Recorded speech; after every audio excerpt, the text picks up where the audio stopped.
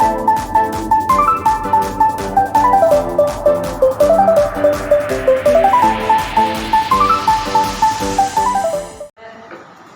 കൂടിയിരിക്കുന്നത് നമ്മുടെ government of India 2018 മാർച്ചിൽ തുടങ്ങിയ ഒരു പദ്ധതിയാണ് പോഷൻ അഭിയാൻ എന്ന് പറഞ്ഞിട്ടുള്ളൊരു പദ്ധതി. അപ്പം അങ്ങനെയൊരു പദ്ധതി ഗവൺമെൻറ് തുടങ്ങാനായിട്ടുള്ളൊരു കാരണം നമ്മുടെ മാൽന്യൂട്രീഷൻ. എന്താണ് മാൽന്യൂട്രീഷൻ എന്ന് എല്ലാവർക്കും അറിയാമോ? നമ്മൾ മാൽന്യൂട്രീഷൻ എന്ന് കേൾക്കുമ്പോൾ നമ്മൾ വിചാരിക്കണം എന്താണ്? പോഷകത്തിൻ്റെ അഭാവം കൊണ്ട് വരുന്ന ഒരവസ്ഥ. പക്ഷെ മാൽന്യൂട്രീഷൻ എന്ന് പറഞ്ഞാൽ പോഷകത്തിൻ്റെ അഭാവത്തെ അല്ല നമ്മൾ പറയുന്നത്. പോഷകങ്ങളുടെ അഭാവത്തിനെ മാൽന്യൂട്രീഷൻ എന്ന് പറയും. അതോടൊപ്പം തന്നെ നമ്മൾ കാണുമ്പോൾ നല്ല വണ്ണമൊക്കെ വെച്ച് ഒബീസായിട്ട് നല്ല ആരോഗ്യം ഉണ്ടെന്നൊക്കെ നമുക്ക് തോന്നും. പക്ഷെ അവർക്കും ചില മൈക്രോ ന്യൂട്രിയൻസിൻ്റെ ഡെഫിഷ്യൻസി ഉണ്ടാവാറുണ്ട്. അതും ഒരു തരത്തിൽ എന്താണ്, കാണുമ്പോൾ നമ്മൾ ഹെൽത്തി ആണെന്ന് തോന്നും, പക്ഷെ അവർക്ക് ആവശ്യമുള്ള പോഷകങ്ങൾ കിട്ടുന്നുണ്ടാവില്ല. മൈക്രോ ന്യൂട്രിയൻസിൻ്റെ കുറവുണ്ടാവും. അതിനെയും നമ്മൾ മാൽന്യൂട്രീഷൻ എന്നാണ് പറയുന്നത്. അതുപോലെ തന്നെ ഒരുപാട് നാൾ നമ്മൾ പോഷകം കൂടിയ ഭക്ഷണം ഒരുമിച്ച് കഴിക്കുമ്പോൾ വരുന്ന അവസ്ഥയും മാൽന്യൂട്രീഷനാണ്. ചെറുധാന്യങ്ങളുടെ ഒരു വർഷമായിട്ട് ആചരിക്കാൻ പ്ലാൻ ചെയ്തിട്ടുണ്ട്. അതിൻ്റെ ഒരു മുന്നോടിയായിട്ട് ഈ മില്ലറ്റ് അഥവാ ചെറുധാന്യങ്ങളുടെ പ്രാധാന്യം ജനങ്ങളെ തിരിച്ചറിയിക്കാനും അതിൻ്റെ കൃഷി ചെയ്യുന്നതിൻ്റെ രീതികളും അതിൻ്റെ കൃഷിയുടെ പ്രാധാന്യവും എല്ലാം ജനങ്ങളെ അറിയിച്ച് കൂടുതൽ മില്ലറ്റ്സ് അല്ലെങ്കിൽ ചെറുധാന്യങ്ങൾ, നമ്മുടെ റാഗി, ചാമ, ചോളമുള്ള തരത്തിൽപ്പെടുന്നതാണ് മില്ലറ്റ്സ് എന്ന് പറയുന്നത് ചെറുധാന്യങ്ങൾ. ഇതിനെല്ലാം കൃഷി പരമാവധി പ്രോത്സാഹിപ്പിക്കാൻ എല്ലാം ഉദ്ദേശിച്ചുകൊണ്ടാണ് അന്താരാഷ്ട്ര തലത്തിൽ, അഖിലേന്ത്യാ തലത്തിൽ ഈ ഒരു പരിപാടി സംഘടിപ്പിച്ചിട്ടുള്ളത്. ഇതിൻ്റെ ഭാഗമായിട്ട് ഇന്ന് ഈ സെപ്റ്റംബർ 17 നമുക്ക് ഇവിടെ വൃക്ഷത്തൈ നടനും അതുപോലെ മില്ലറ്റ്സിൻ്റെ പ്രചാരണവുമായി ബന്ധപ്പെട്ട പരിശീലന ക്ലാസും അതുപോലെ അഖിലേന്ത്യാ തലത്തിൽ നടക്കുന്ന പരിപാടിയുടെ ഒരു സംപ്രേഷണവും എല്ലാം നമ്മൾ ഇവിടെ പ്ലാൻ ചെയ്തിട്ടുണ്ട്.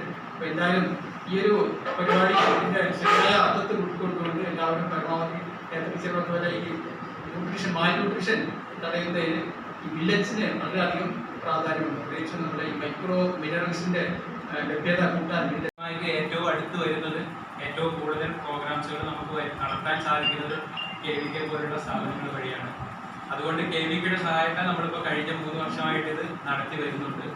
2023 നമുക്ക് ഇതിൽ ശ്രദ്ധിച്ചാൽ കാണാം, ഇന്റർനാഷണൽ ഇയർ ഓഫ് മില്ലറ്റ്, ചെറുധാന്യങ്ങളുടെ വർഷമായിട്ട് ആചരിക്കപ്പെട്ട 2023 ആണെങ്കിലും അതിൻ്റെ പ്രാധാന്യവും അതിൻ്റെ എല്ലാ വിവരങ്ങളും കർഷകരിലേക്ക് എത്തുന്നതിന് വേണ്ടിയിട്ട് നമ്മൾ 2021-20 തൊട്ടിട്ട് നമ്മൾ അതിൻ്റെ പ്രാധാന്യങ്ങൾ വെളിച്ചത്ത് കൊണ്ടുവരുന്നതിന് വേണ്ടി പ്രയത്നിച്ചുകൊണ്ടിരിക്കുന്നു. അതിൻ്റെ ഭാഗമായിട്ട് പോഷക് അഭിയാൻ എന്ന പദ്ധതിയിൽ നമ്മൾ മില്ലറ്റ്സ്, അതിൻ്റെ പ്രാധാന്യങ്ങൾ, അതുപോലെ ഒരു ചെറിയൊരു ഗാർഡൻ തുടങ്ങുന്നതിന് വേണ്ടിയിട്ടുള്ള ഇവിടുന്ന് KVKന്ന് ഇഫ്കോയുടെ വകയായിട്ട് പോഷകം കൂടുതൽ കൂടിയിട്ടുള്ള ഫലവൃക്ഷ തൈകളും പച്ചക്കറി തൈകളും നമ്മുടെ ഇന്നിവിടെ എത്തിച്ചേർന്ന കർഷകർക്ക് നൽകുന്നുണ്ട്. അപ്പോൾ അധികം ദീർഘിപ്പിക്കുന്നില്ല, ആ വൃക്ഷ തൈകളുടെ ഉദ്ഘാടനം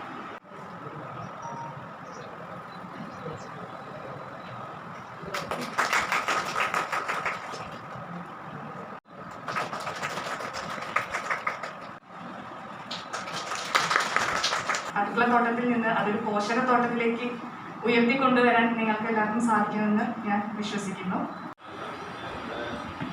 ഹോർട്ടിക്കൾച്ചർ സബ്ജക്റ്റിലെ അസിസ്റ്റന്റ് പ്രൊഫസറായിട്ട് വർക്ക് ചെയ്യണം. അപ്പോൾ ഇന്നത്തെ പരിപാടിയുടെ ഒരു ചെറിയൊരു വിവരണം നിങ്ങൾക്ക് കിട്ടിയിട്ടുണ്ടാവുമെന്ന് വിചാരിക്കുന്നു. ഇന്ന് പോഷണ മാസാചരണത്തിൻ്റെ ഭാഗമായിട്ട്, കേന്ദ്ര ഗവൺമെൻറ്റിൻ്റെ പോഷക മാസാചരണത്തിൻ്റെ ഭാഗമായിട്ട് ഇന്ന് ഒരു ദിവസം, ഇന്ന് മോദിയുടെ പിറന്നാളും കൂടിയാണ്. അപ്പോൾ ആ ഒരു ദിവസം നമ്മൾ നമ്മുടെ ആരോഗ്യം മെച്ചപ്പെടുത്താൻ ഉള്ള കുറച്ച് കാര്യങ്ങൾ ചെയ്യുക, കുറച്ച് കാര്യങ്ങൾ പഠിക്കുക എന്നുള്ളൊരു മോട്ടോയിലാണ് ഇന്നത്തെ ഒരു പ്രോഗ്രാം നമ്മൾ സംഘടിപ്പിച്ചിരിക്കുന്നത്. അപ്പോൾ പോഷകമാസാചരണം, പോഷകം അല്ലെങ്കിൽ പോഷകം എന്നുള്ളതിനെ കുറിച്ച് കുറേ കാര്യങ്ങൾ നമുക്കറിയാം, പക്ഷെ നമ്മളതൊന്നും പാലിക്കാറില്ല. ഇന്നിപ്പോൾ കുറേ കാര്യങ്ങൾ അറിയാവുന്നതാണ്, നമുക്കറിയാത്തതായിട്ടൊന്നുമില്ല. ശരിക്കും പറഞ്ഞാൽ നമ്മുടെ വളരെ വ്യക്തമായിട്ട് അറിയാം. പക്ഷേ ഇപ്പോഴും ഉച്ചയ്ക്ക് ഞാൻ ജസ്റ്റ് ഒന്ന് ചോദിക്കുകയാണ്, ചോറും 1-2 കറികളും, അതിൽ കുറച്ച് പച്ചക്കറികൾ, ഇതല്ലാതെ ഇത്രയും നമ്മൾക്ക് ഈ കൊറോണ സിറ്റുവേഷനും കാര്യങ്ങളൊക്കെ ആണെങ്കിൽ കൂടി അതിൽ കൂടുതൽ എന്തെങ്കിലും ഒരു വ്യത്യാസം നമുക്ക് വന്നിട്ടുണ്ടോ? പ്രത്യേകിച്ച് മലയാളിയുടെ, ഞാൻ ഉൾപ്പെടുന്ന സമൂഹത്തിനെ കുറിച്ച് തന്നെ ഞാൻ പറയുന്നു. മലയാളിയുടെ ഭക്ഷണശീലങ്ങൾ നമ്മൾ വെസ്റ്റേൺ ലൈഫും വെസ്റ്റേൺ കൾച്ചറും എല്ലാം അഡോപ്റ്റ് ചെയ്യുമെങ്കിലും അതിൻ്റെ ഭാഗമായിട്ടാണല്ലോ ജങ്ക് ഫുഡ്സിലോട്ടൊക്കെ നമ്മൾ പോകുന്നത്. അതെല്ലാം ഇപ്പോൾ പോകുമെങ്കിലും മലയാളിയുടെ തനതായ ശീലം മറക്കാൻ മലയാളി തയ്യാറാണ്.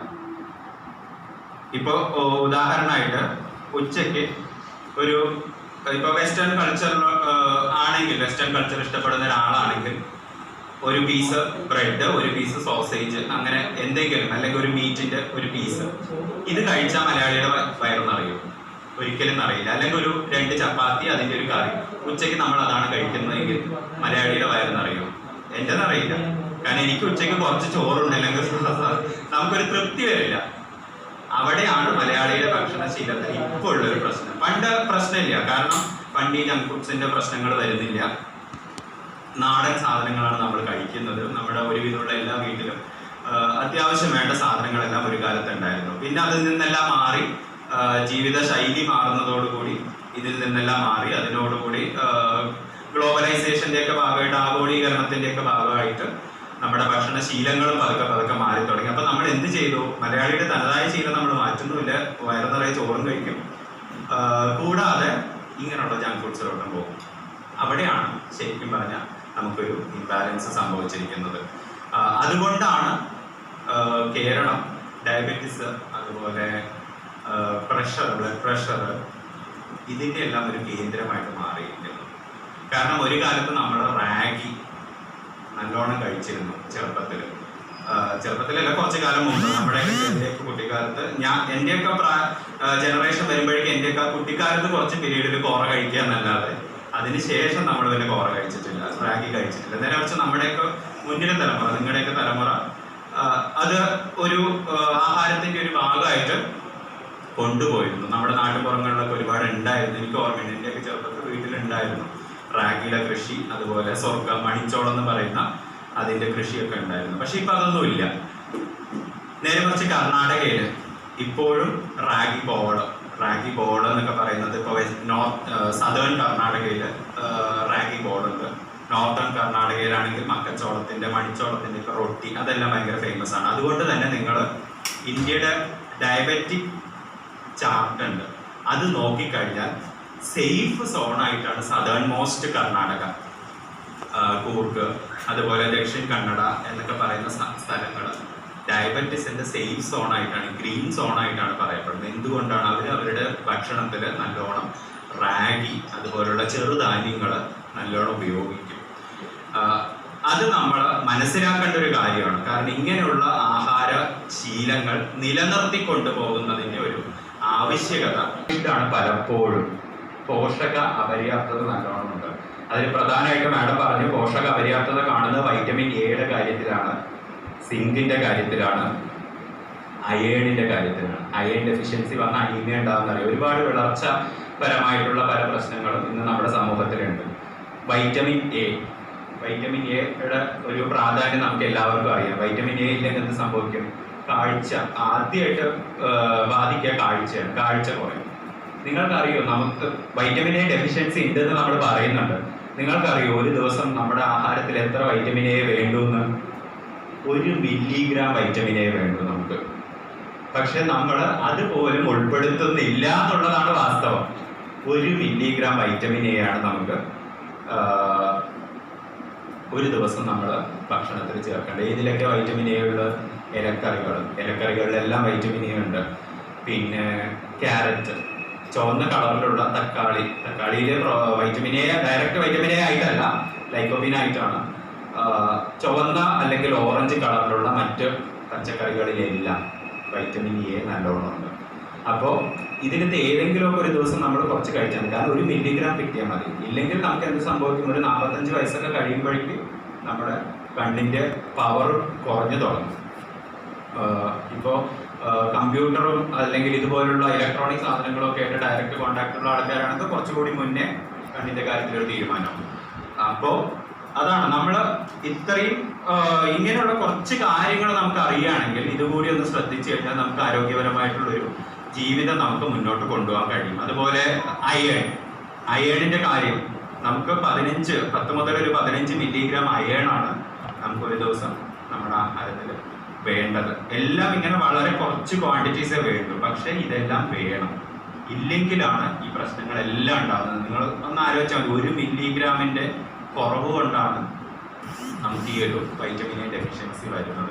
അത് നല്ലതാക്കി പറയുക, ഒരു നല്ല വശം എന്ന് പറയുന്നത് കുറേ പേര് നമ്മുടെ പോയ ഒരു കാലഘട്ടം തിരിച്ചു കൊണ്ടുവരാനുള്ള ഒരു ശ്രമമാണെന്ന് വേണമെങ്കിൽ പറയാം. കുറേ പേര് കൃഷിയിലോട്ട് വന്നു. വീട്ടിൽ എന്തെങ്കിലുമൊക്കെ ചെടിയില്ലാത്തത് ആരും ഉണ്ടാവില്ല, എന്തെങ്കിലും ഒരു പച്ചക്കറി ഇല്ലാത്ത ആരും ഉണ്ടാവില്ല. കാരണം നമ്മുടെ ഗവൺമെൻറ്റിൻ്റെ തന്നെ ഒരു സപ്പോർട്ട് ഉണ്ടായിരുന്നു. കാരണം എല്ലാത്തിൻ്റെയും കൂടി പച്ചക്കറി വിത്ത് എന്നുള്ളൊരു അല്ലെങ്കിൽ പച്ചക്കറി തൈകൾ എന്നുള്ളൊരു സ്കീമൊക്കെ വന്നതുകൊണ്ട് എല്ലാ വീട്ടിലും സാധനങ്ങളെത്തി, പച്ചക്കറി കൃഷി ചെയ്യാനുള്ള സാധനങ്ങളെത്തി എന്നുള്ളതാണ്. ായിട്ട് ഈ മില്ലറ്റ്സ് സഹായിക്കുന്നുണ്ട്. അപ്പം പ്രോബയോട്ടിക് ഒരു ഫുഡായിട്ട് നമ്മുടെ പ്രോബയോട്ടിക് ഫുഡായിട്ട് നമുക്ക് വേണമെങ്കിൽ നമ്മുടെ എന്താ പറയുക ഇൻഡസ്റ്റൈനിൽ നല്ല ബാക്ടീരിയകൾ വളരാൻ സഹായിക്കുന്ന ഒരു ഘടകമാണ് നമ്മുടെ തൈര്. അപ്പോൾ അതുപോലെ നമുക്ക് ഈ മില്ലറ്റ്സും നമ്മുടെ ശരീരത്തിൽ അല്ലെങ്കിൽ ഇൻഡസ്റ്റൈനിൽ നല്ല ബാക്ടീരിയകൾ വളരാനായിട്ട് സഹായിക്കുന്നുണ്ട്. കൺവെൻഷനലാണ് നേരത്തെ പറഞ്ഞ പോലെ തന്നെ ഫ്ലേക്സ്, മില്ലറ്റ് കൊണ്ടുള്ള അവല് പോലെയുള്ള സാധനങ്ങൾ. പോപ്ഡ് ആൻഡ് പഫ്ഡ് മില്ലറ്റ്സ്, നമ്മളിപ്പോൾ പോപ്കോൺ കഴിക്കുന്ന പോലെ നമ്മുടെ മില്ലറ്റ് പോപ്പ് ചെയ്തിട്ട് ഉപയോഗിക്കാം. ഈ കുറഞ്ഞ ഏരിയയിൽ നമുക്ക് കൂടുതൽ ഉൽപ്പാദനം ഉണ്ടായാൽ മാത്രമേ ഇനിയുള്ള കാലഘട്ടങ്ങളിൽ നമുക്ക് പിടിച്ചു നിൽക്കാൻ പറ്റൂ. അതിന് വേണ്ടിയിട്ടാണ് ഇപ്പോൾ മാഡം പറഞ്ഞ പോലെ കൂടുതൽ ഉൽപ്പാദന ശേഷിയുള്ള ചെടികൾ നമ്മൾ വികസിപ്പിച്ചെടുക്കുന്നത്. അപ്പോൾ അതിനനുസരിച്ചിട്ടുള്ള പുതിയ സാങ്കേതിക വിദ്യകളായ വളങ്ങളുടെ രീതിയിലായാലും പുതിയ സാങ്കേതിക വിദ്യകൾ നമ്മുടെ കൃഷിപ്പാടങ്ങളിലേക്ക് നമ്മൾ ഉപയോഗിക്കണം. ഇതുപോലെ തന്നെ ഞാൻ പറഞ്ഞു, ഇപ്പോൾ മില്ലറ്റ്സിന്റെ കാര്യം പറഞ്ഞു, പല പോഷകങ്ങൾ അതിൽ അടങ്ങിയിട്ടുണ്ട്. ഇതുപോലെ ചെടിക്ക് വളരുന്നതിന് ആവശ്യമായിട്ടുള്ള ഒരു 13 എലമെന്റ്സ് അടങ്ങിയിട്ടുള്ള ഈ ഒരു പരിപാടിയുടെ ഭാഗമാകാൻ കഴിഞ്ഞതിൽ ഒരുപാട് സന്തോഷം.